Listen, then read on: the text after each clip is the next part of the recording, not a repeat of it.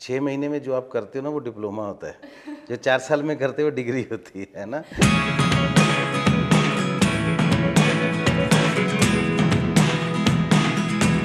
तब मुझे ना गुरप्रीत सर दिखे, ना मुझे तरसेम सर दिखे वहाँ पर। मुझे सिर्फ ज़हूर और कलंदर दिखे। घुगी बाजी, he is the busiest artist in Punjabi cinema. एक-एक चीज़ कस्टमाइज्ड है, जुत्ती से लेके, टोपी से लेके। मस्ताने मेरे सफ़र का एक मकाम है।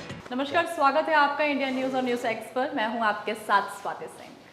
हम सभी को अपने इतिहास से बहुत प्यार है और हम अपने बच्चों को भी उस इतिहास से रूबरू कराना चाहते हैं। ऐसे ही बॉलीवुड में भी तमाम ऐतिहासिक हमने फिल्में देखी हैं, लेकिन पंजाब इंडस्ट्री किसी से पीछे नहीं है। पंजाब में भी ऐसी फिल्में आई हैं, लेकिन एक ऐसा ट्रेलर अभी आउट हुआ है मस्तानी का, जिसमें 1739 की एक ऐसी दास्तां, एक ऐसी ऐतिहासिक तस्वीर को बयां किया गया है और मस्तानी के वो स्टार कास्ट हमारे साथ मौजूद हैं। आपको बता दें, हम आपको मिलवाना चाहेंगे, जैसे कि हमारे साथ मौजूद हैं गुरप्रीत गुग्गी जी, जिनका बहुत बहुत स्वागत है, सेमी चाहल जी, और हमारे साथ मौजूद हैं तरसीम जी। आपका बहुत बहुत शुक्रिया यहाँ आने के लिए। पहले तो मैं आपसे जानना चाहूँगी कि ये जो फिल्म है इसकी कहानी क्या है और दर्शकों को ये कैसे लुभाने वाली है, इतिहास के कौन से ऐसे पन्ने हैं जो खुलने वाले हैं? जी बिल्कुल, आपने सबसे पहले ये बताया कि 1739 के अराउंड की ये कहानी है, बिल्कुल वैसे ही है। नादिर शाह ने जब हिंदुस्तान पे अटैक किया, हिंदुस्तान को लूटने के लिए वो यहाँ पर आया। पहले उसने लाहौर को लूटा और जीता, देन वो दिल्ली में आया। दिल्ली में उसने लूटपाट की और उस टाइम पे काफ़ी पैसा, उस टाइम का अराउंड 90 करोड़, दैट टाइम, उस टाइम का 90 करोड़ के अराउंड का वो पैसा उसने लूटा, ख़जाना लूटा। और यहाँ की बेटियों को, यहाँ की बच्चियों को, यहाँ की हिंदुस्तान की बच्चियों को उसने ग़ुलाम बनाया, अगवा किया। और 20,000 के प्लस वो औरतें थी जो हमारे यहाँ से वो लेकर जा रहा था। उस टाइम पीरियड की कहानी है कि उन शूरवीरों की कहानी है बेसिकली ये, जो उस टाइम जंगलों में रहते थे, हुकूमतों के बागी थे वो, और छुप कर रहते थे जंगलों में, और अपनी रियासत जंगलों में ही बना ली थी उन्होंने। वो जंगलों में अपने राजे की तरह, एक राज की तरह रहते थे। बट उन्होंने नादिर शाह के साथ बेसिकली सिखों का, उन सरदारों का कोई कॉन्फ्लिक्ट नहीं था, बिकॉज वो तो हुकूमत के वैसे भी बागी थे। बट उस टाइम की कहानी है जब नादिर शाह यहाँ हिंदुस्तान की बेटियाँ की इज़्ज़तें लेकर जा रहा था। तो उन सरदारों ने, उन सिखों ने फैसला किया कि ये ऐसा नहीं होगा, नादिर शाह ऐसे ही यहाँ से नहीं चला जाएगा इन्हें लेकर। तो उन्होंने उसके ऊपर अटैक किया और वो बेटियों को और उन बहनों को रात के 12 बजे के करीब, आधी रात को हमला करके छुड़वाया। और हिंदुस्तान का ख़जाना जो नादिर शाह लूट कर वापस जा रहा था, जितना हो सका उतना उससे वापस लिया। और उस टाइम के इंसिडेंट की ये कहानी है। आगे हमारे किरदार क्या हैं, कैसे वो हो रहा है, वो आपको मूवी देखकर पता चलेगा। जी, गुरप्रीत जी, आप अपने किरदार के बारे में, जैसे कि आपका सफ़र एक राजनेता के तौर पर भी लोगों ने देखा है, कॉमेडियन के तौर पर भी देखा है, एक्टर के तौर पर भी आपको काफ़ी पसंद किया गया, लेकिन इस मूवी में आपका किरदार क्या है, किस तरीके से आप लोगों को अपने आप से कनेक्ट करने वाले हैं? हाँ बिल्कुल जी, जो राजनेता आपने कहा वो तो एक मेरी पर्सनल लाइफ है। तो आज राजनीति की नहीं, अभिनेता की बात ही करेंगे। बतौर अभिनेता हमें जैसे आप लंबी ट्रैवलिंग करते हो ना, तो एक रास्ते में टाइम आता है जब आपको नींद आने लगती है, आप सो जाते हो, लेकिन आप अचानक से जग जाते हो जब आपको यार देखो कितनी खूबसूरत वादियाँ हैं, तो आप उठ के बैठ जाते, हाँ यार पहाड़ बड़े अच्छे हैं, है ना। आप सो कब गए थे? जब रूटीन में बस ही चल रही है, आप मस्त। तो ये हमारा सफ़र भी ऐसा होता है, स्टेल हो जाते हैं, है ना, कई बार ऐसा काम करते करते, लेकिन एकदम से आपकी ज़िंदगी में ऐसी चीज़ें आती हैं। जैसे कभी मैंने अरदास पिक्चर की थी, उसके बाद फिर बहुत समय वही रूटीन वर्क होता रहा, कुछ बीच में पिक्चरें आती रहीं, लेकिन इस बड़े लेवल का कुछ नहीं ज़िंदगी में आया था। तब जब ये किया, तब मुझे लगा कि अब एक कलाकार जो मेरे अंदर है उसको मैं आज फेस कर सकता हूँ। वरना वो मुझे रोज़ पूछता था, भाई क्या कर रहे हो? वही रूटीन में वैसे बना लिए, घर चले गए। तो ये जो है एक कलाकार की भूख होती है कि उसको ऐसा कभी ज़िंदगी में करने का मौका मिले। तो मुझे लगता है मस्ताने मेरे सफ़र का एक मकाम है जहाँ तक मैं पहुँचा हूँ। इसके आगे फिर सफ़र शुरू करेंगे, लेकिन मेरे सफ़र का एक बहुत खूबसूरत मकाम है ये, जहाँ मस्ताने ने, मेरे मस्ताने पिक्चर में जो कलंदर किरदार ने मुझे ला के बिठा दिया है। मैं जब कलंदर के रोल में जो बोलता हूँ फिल्म में, मुझे लगता है कि मैं बड़े सालों से वो बोलने की कोशिश कर रहा था, कोई सुनने वाला नहीं था। मैं बड़े सालों से तड़प रहा था कि मैं ऐसा कुछ बोलूं, लेकिन कहाँ बोलूं, कोई प्लेटफॉर्म नहीं था। तो ये वो किरदार है, तो मुझे बहुत मज़ा आया। मुझे लगा कि जैसे आप सुबह उठ के आप वैसे स्नान करते हो, स्नान करते हो, तो मुझे लगता है जब ऐसा किरदार करते हो तो आपकी रूह स्नान करती है, वो फ्रेश होकर निकलती है फिर से। जिस तरीके से आप अपने किरदार के बारे में बता रहे हैं, लेकिन इस मूवी को बनने में काफ़ी टाइम लगा है, लगभग 4.5 साल जी। इस मूवी को बनने में लगे। तो इतना लंबा टाइम पीरियड, और हम एक किरदार में होते हैं, तो उसका असर कहीं ना कहीं हमारी ज़िंदगी पर भी पड़ता है, क्योंकि एक चीज़ को हम फॉलो कर रहे हैं, उसके अंदर घुस रहे हैं, क्योंकि वो इतिहास से जुड़ी है, और हम अपनी ओरिजिनलिटी को एज अ एक्टर निकाल के लाते हैं ताकि हम कनेक्ट कर पाएँ। तो आपकी लाइफ में वो कितना आपकी पर्सनल लाइफ पे हावी रहा है आपका कैरेक्टर? हाँ बिल्कुल जी, 2 बातें आपने की हैं, दोनों का जवाब देता हूँ जी। 6 महीने में जो आप करते हो ना वो डिप्लोमा होता है, जो 4 साल में करते हो डिग्री होती है ना। तो वो एक स्टडी है, पड़ाव है ना। आपको वो डिग्री स्नातक की तभी देते हैं जब आप कहते हैं कि आपने हाँ 4 साल इसमें लगा लिए। तो ये भी एक तरह की ग्रेजुएशन थी कि भाई अब पहले फर्स्ट ईयर में एडमिशन लो, 2 सेमेस्टर उसके, फिर 2-3 करते करते यहाँ तक पहुँचो, क्योंकि ये इतना छोटा इतिहास नहीं है कि इसको 2 महीने में 4 किताबों में पढ़ा और लिख लिया और शूट कर दिया, ठीक है ना जी। तो ये एक बहुत बड़ी स्टडी थी। हाँ, ये जो स्टडी हो गई ना, अब ये आगे बहुत ज़्यादा काम आएगी, क्योंकि आप इन डेप्थ चले गए, अब इसको पकड़ा, कल को इसका ये हिस्सा पकड़ोगे, कल को वो वाला, तो वो स्टडी आगे बहुत काम आने वाली है। तो मेरे करैक्टर से आप अगर इसको जोड़ के मुझसे पूछ रहे हो, तो मेरे किरदार पे भी मेरे राइटर ने, डायरेक्टर ने इतना काम कर लिया, वही इनके साथ भी हुआ होगा कि हमें उसको दिखाई ऐसे दिया गया सुनाने में ही कि हमें फिर बहुत ज़्यादा हार्ड वर्क नहीं करना पड़ा। तो वो हमें उस किरदार के इतना करीब ले गए हमारे राइटर डायरेक्टर कि हमें तो सिर्फ उसको समझना था, अपने अंदर उतारना था और परफॉर्म करना था। तो रियल लाइफ में भी उसका थोड़ा बिल्कुल इम्पैक्ट आता है। करेक्टर मुझे लगता है जो कास्ट किया गया है ना, वो मुझे लगता है हमारी रियल लाइफ को देख के कि ये करेक्टर, मुझे लगता है शायद अगर मैं गलत नहीं हूँ, जब ये पिक्चर बननी शुरू हुई होगी तब कलंदर का आप कर रहे थे भाजी? जी जी, कलंदर का बेसिकली करेक्टर हमें कुछ और नहीं समझ आ रहा था। तो कलंदर का करेक्टर बेसिकली मैंने ही करना था। फर्स्ट ऑफ ऑल जो जब ये स्टोरी डिस्कस होती थी, कलंदर की डेवलपमेंट, करेक्टर की डेवलपमेंट, मैंने और शरण ने एक साथ बैठकर सारा कुछ फाइनल किया। देन हमें ये था, पहले हमें ये था कि गुरप्रीत घुग्गी पाजी, he is the busiest artist in Punjabi cinema. और सबसे बड़े भी हैं और सबसे बिजी भी हैं, बिकॉज इनकी ब्लेसिंग की हर एक को ज़रूरत रहती है। और उसकी वजह से हमें ये नहीं समझ आ रहा था कि कलंदर और कौन कर सकता है। मुझे ये था कि मैं तो ये समझ रहा हूँ जितना भी हुआ मैं ऐसे कर लूँगा, खुद कर लूँगा। बट देन जब हमें पता चला भी गुरप्रीत घुग्गी पाजी ही इज़ इन, इनकी डेट्स हमारे पास हैं, ये कर सकते हैं, ये समझ रहे हैं सारा, तो हमारे लिए इससे बड़ा कुछ नहीं था। देन इन 5 करैक्टरों में से अगर घुग्गी पाजी के लिए कोई प्रॉपर मैच का करैक्टर था, क्योंकि हमें पता है इनके पास कितना इंटेलेक्ट है, ये कितने गंभीर और सीरियस हैं, कॉमेडी इनके वो है अंदर, वो एक आर्ट है, चीज़ है, ह्यूमर, सेंस ऑफ ह्यूमर बहुत तेज़ है, उसमें कोई डाउट नहीं है।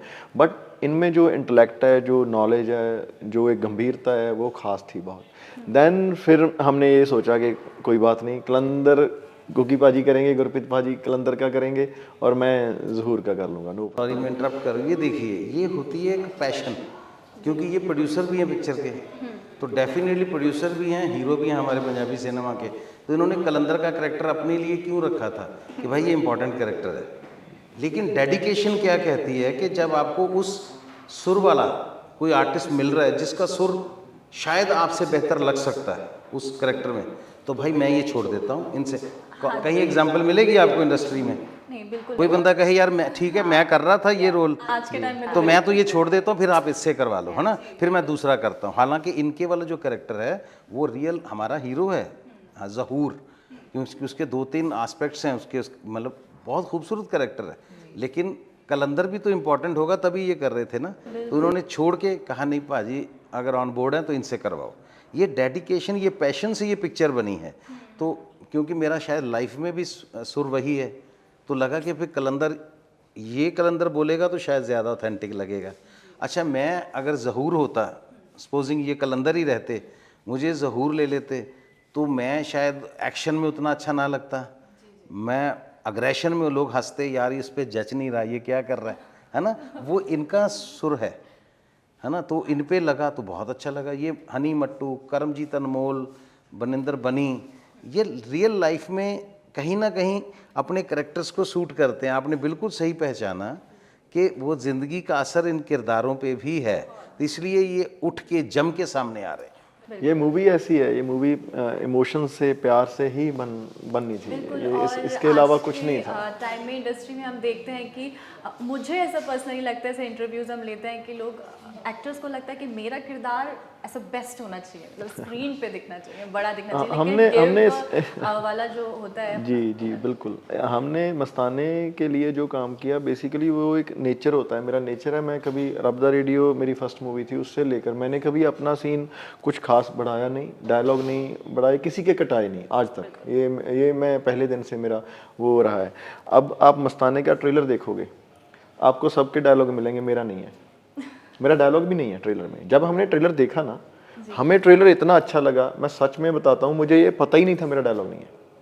मुझे ये पता तब चला जब हमने 5-7 बार देखा, शाम को हम बैठे, बोले कहते भाजी आपका तो डायलॉग ही नहीं है। मैं कहा वाह क्या बात है, मैं कहा तब भी यही रखेंगे, बिकॉज जो आपको चीज़ फील होती है ना, किसी का बोलना ना बोलना मैटर नहीं करता, उसका काम मैटर करता है। समटाइम ऐसे ऐसे एक्टर हमारे पास बॉलीवुड में हैं, साउथ में हैं, जिन्होंने जब स्टार्टिंग की तो वो सिर्फ एक साइड पे खड़े थे, जी जी कभी क्राउड में खड़े थे, कभी उनको मौका मिला वो सिर्फ स्क्रीन पे आए, रिएक्शन देकर चले गए, जी जी और आज वो कितने बड़े बड़े एक्टर हैं। बिल्कुल। ये नहीं मैटर करता कि आप कितना बोल रहे हो, ये मैटर करता है आप कितना दमदार बोले जब एक बार बोले, तो वो चीज़ होती है।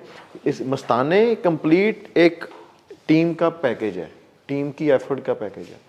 मस्ताने अगर हमारे डायरेक्टर ना होते नहीं बनती, अगर हमारी टीम ना होती नहीं बनती, अगर ये सब कुछ एक साथ इतने प्यार से हम सब ना करते, तो ये मस्ताने जैसी पिक्चर पंजाबी इंडस्ट्री में बननी बहुत मुश्किल थी, बहुत मुश्किल थी। इसका ट्रेलर भी काफ़ी रोंगटे खड़े कर देने वाला है और लोग काफ़ी एक्साइटेड है मूवी को लेकर, फ्रैंकली स्पीकिंग, क्योंकि ऐसा है कि जैसे ही ट्रेलर आउट हुआ और लोगों में एक अलग ही जोश देखा गया ट्रेलर को देखकर। सिमी जी, मेरा आपसे ये सवाल है, जैसे कि आपकी मूवी पहले भी आई है, वो हिट रही है, और ये मूवी से काफ़ी एक्सपेक्टेशन है लोगों की आपसे, आपका कैरेक्टर इसमें कैसा है, कैसे महिलाओं को प्रेजेंट किया गया है, उसमें आप कैसे लिंक करती हैं इस पूरे को?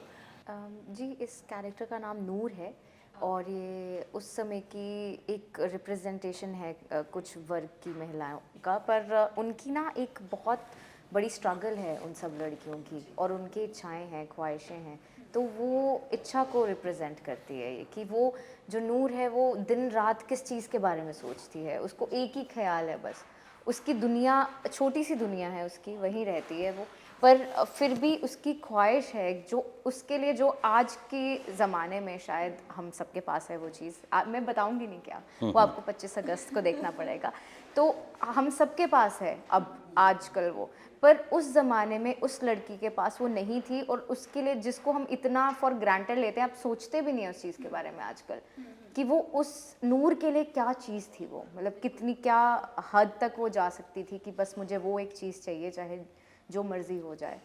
तो ये मूवी पूरी तरीके से, जैसे कि देखा जा रहा है, पूरा ड्रामा या इसमें बहुत ज़्यादा फाइट एंड ऑल पूरा दिखाया गया है, तो उसमें जब सेट पे ये सब चीज़ें चलती थी तो आपका कैसा, मतलब वहाँ पे रहता था, क्या आपका सीन था, क्या रिएक्शन होता था, कैसे आपने वहाँ एंजॉय किया, जिसको हम BTS बोल सकते हैं? जी, मेरा थोड़े दिनों का ही शूट था, मेरा छोटा सा कैमियो टाइप पार्ट है इस मूवी में, बट आई एम ब्लेस्ड कि उतना भी है, मैं तो उतना करके ही बहुत खुश हूँ।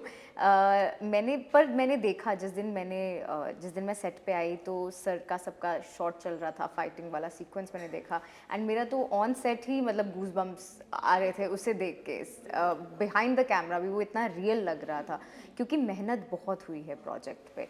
इतनी जब प्री प्रोडक्शन इतनी स्ट्रांग हो, तो कोई भी आर्टिस्ट आएगा, वो 5 मिनट के लिए भी खड़ा होगा, वो खो जाएगा, और वैसा ही मेरे साथ हुआ, मैं खो गई थी उस सेट में, मतलब मुझे नहीं समझ आ रहा था कि क्या चल रहा है। सर अपने जोन में थे, सर भी अपने, ये बहुत अलग मतलब तब मुझे ना गुरप्रीत सर दिखे, ना मुझे तरसेम सर दिखे वहाँ पर, मुझे सिर्फ ज़हूर और कलंदर दिखे। तो मुझे 5 मिनट लगे, and I am not like kidding और एग्जैजरेटिंग, सर की तरफ जाने में या इनको हाय बोलने में, क्योंकि वो सब इतने जोन में थे, सर भी। तो मुझे थोड़ी देर बाद समझ आया कि अच्छा ये सब अभी यही हैं।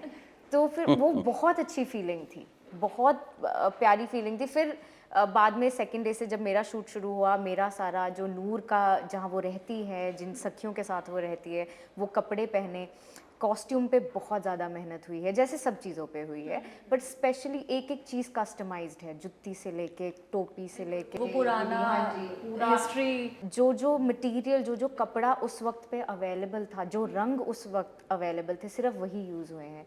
अगर आप नूर के स्पेशली मतलब हिस्से को देखेंगे, आपको ऐसे लगेगा कि पेंटिंग निकाल के रख दी है आपके सामने।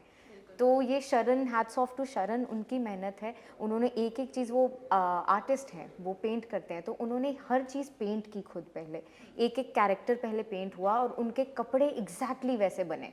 तो जैसे आप फोटो में देख रहे थे वैसे के वैसे कपड़े, वो ऐसे लग रहा था कपड़े पहले आए हैं फोटो बाद में, पर वो उल्टा था, पहले स्केच था फिर कपड़े। सो बहुत ऐसी चीज़ का पार्ट होना, अगर स्वाति आप वहाँ होती, आपका मन करता कि बस यहीं रह जाऊँ मैं, मुझे वापस मत लेके जाएं इस दुनिया में। तो या जैसे कि आपने देखा कि किस तरीके से मस्तानी की पूरी मस्तानी की स्टोरी होने वाली है, और ये स्टोरी जिस तरीके से स्टार कास्ट ने बताई है, ट्रेलर में आपने एकदम रोंगटे खड़े कर देने वाला ट्रेलर भी देखा है। मूवी आप 25 अगस्त को देखिएगा। ज़ुबानी आपने सुनी लिया किस तरीके से, कितनी मेहनत के साथ इस स्टोरी को, इस पूरी मूवी पर मेहनत की गई है। पूरे 4 साल आप सोच सकते हैं, मतलब जैसे कि सर ने बोला कि पूरी पढ़ाई के बराबर था ये। तो आप 25 अगस्त को ज़रूर जाइएगा सिनेमा घरों में देखने के लिए। आप सभी का बहुत बहुत धन्यवाद हमारे साथ। बहुत शुक्रिया जी। थैंक यू, शुक्रिया शुक्रिया।